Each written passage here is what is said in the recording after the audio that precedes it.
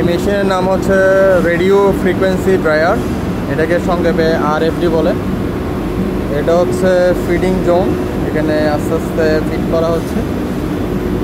এখান থেকে extra ওয়াটারগুলো remove করা হবে। তো এই মেশিনের যে আলাদা প্রসেস আছে সেটা হচ্ছে এই প্যাকেজ থেকে বা ইয়ার্ন থেকে যে এক্সট্রা ওয়াটারগুলো থাকে সেগুলো হচ্ছে